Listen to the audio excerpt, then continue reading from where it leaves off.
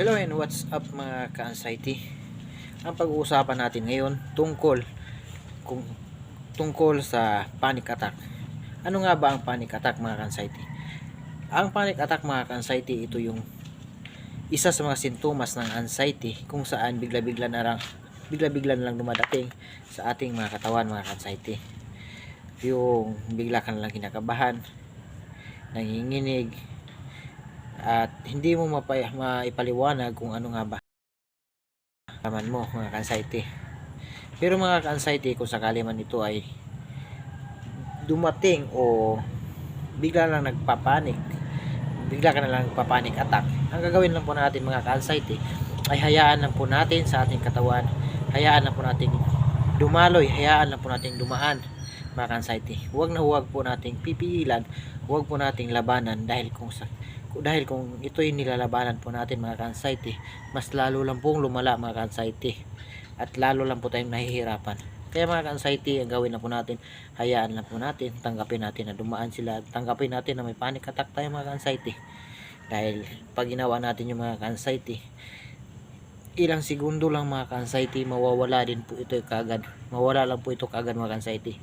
Hindi po tulad nung nilalabanan mo yung panic attack mo, mas lalo tayong mahirapan mga ka-anxiety, mas lalo tayong mag-overthink, mababalisa na tayo, naguguluhan. Kaya mga ka-anxiety, kung sakali man ito ay dumaan po sa katawan nyo, sakali man nagpapanik attack po kayo, hayaan nyo lang po mga ka-anxiety, hayaan yung dumaloy, tanggapin nyo mga ka-anxiety. Dahil pag ganun po yung ginawa natin, segundo lang mga ka-anxiety, subok ko na po ito mga ka-anxiety. Kaya mga ka-anxiety, ang panic attack mga ka-anxiety, hindi po delikado. Hindi po siya delikado na tulad ng ibang sakit na kung saan nakakamatay mga ka-anxiety. Basta ang importante mga ka-anxiety, wag nyong lalabanan. Hayaan nyo lang, dahil pag ginawa nyo yung mga ka-anxiety, mga ka-anxiety, maganda sa katawan, hindi kayo nahihirapan, magaan mga ka-anxiety. Kaya mga ka-anxiety, huwag kayong matatakot, huwag kayong mabalisa, dahil ito mas lalo tayong nahihirapan ng mga ka-anxiety.